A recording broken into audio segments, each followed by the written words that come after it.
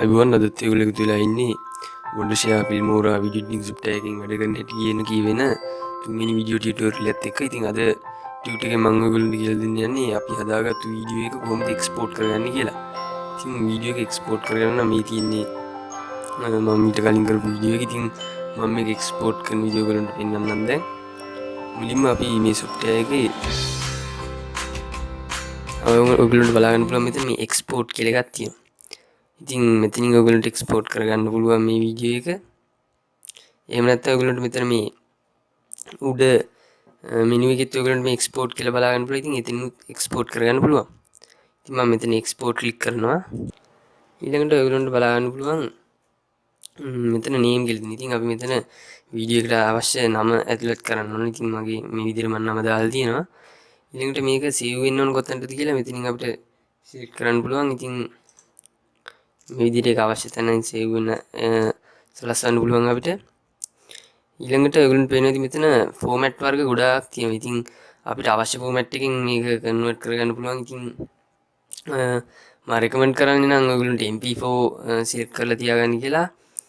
ඊළඟට මෙතන බලන්න පුළුවන් රිසොලූෂන් කියලා. කියන්නේ අපි හදාගන්න වීඩියෝ එකේ රිසොලූෂන් එක තමයි මේ තියෙන්නේ. ඊළඟට මෙතන සයිස් කියලා තියෙනවා. ඉතින් මෙතන මේ සයිස් එක මෙහෙම තිබුණාට මේ සයිස් එකම නෙමෙයි අපිට අවුට්පුට් එකේදී ලැබෙන්නේ.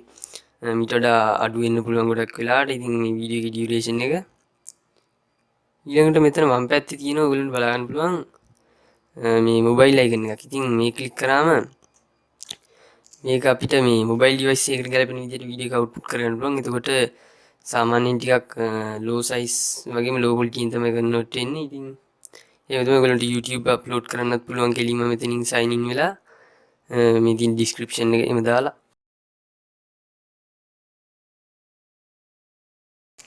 ඔක්කොම YouTube channel එකේ විදිහට මෙතන බලා ගන්න පුළුවන්. මෙතන quality එකමත් තෝරන්න පුළුවන්. ඉතින් අපි මේ ෆයිල් එක ක්ලික් කරලා මෙතන සාමාන්‍ය විදිහට අපි මේ වීඩියෝ එක අවුට්පුට් කරගමු. ඉතින් ඔයගොල්ලන්ට මෙතන setting කියලා එකක් බලා ගන්න පුළුවන්. ඉතින් මේ setting දුන්නම මෙතනින් අපිට වීඩියෝ එකේ quality එක select කරන්න තියෙනවා. ඉතින් මෙතන qualities තුනක් තියෙනවා. best, better, good. ඉතින් මෙතන හොඳම quality එක තමයි මේ best කියලා තියෙන්නේ. ඉතින් මේ better, good වගේ දුන්නම අපේ වීඩියෝ එකේ quality ගොඩක්ම අඩු වෙලා තමයි තියෙන්නේ. ඉතින් මම recommend කරන්නේ මෙතන මේ best කියන එක select කරන්න කියලා. ඊළඟට මෙතන තවත් වෙනස්කම් ගොඩක් අපිට කරගන්න පුළුවන්. මෙතන resolution එක ඕන නම් තව වෙනස් කරගන්න පුළුවන්. ඒ වුණාට මේ default resolution එක තමයි අපි තියාගන්න ඕන.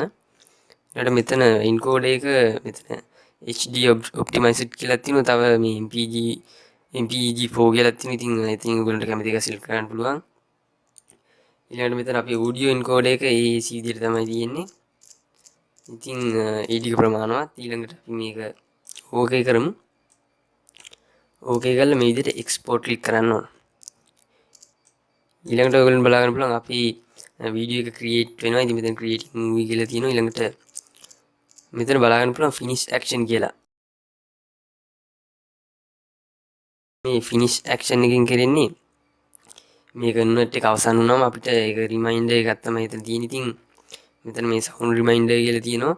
ඒ කියන්නේ එතකොට මේ වීඩියෝ එක ක්‍රියේට් වෙලා ඉවරුණාම අපිට සවුන්ඩ් එකක් ඇහෙනවා. ඉතින් එහෙම නැත්නම් අපිට මේක වෙනස් කරන්න පුළුවන්.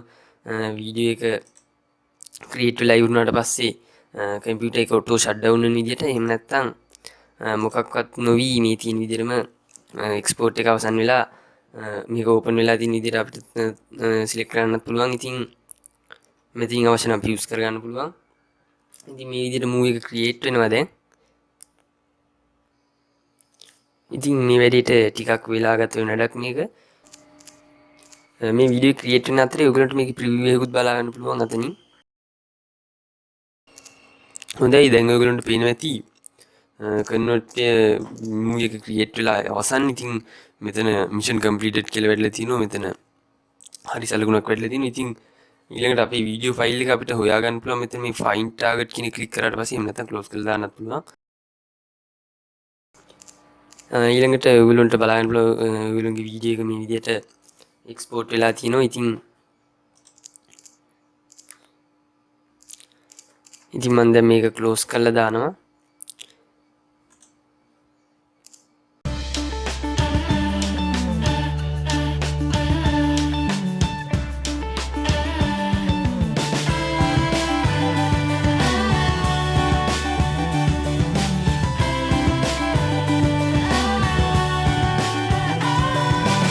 ඊළඟට අපි ගිහිල්ලා බලමු අපේ එක්ස්පෝර්ට් කරගත්තු වීඩියෝ එක ප්ලේ කරලා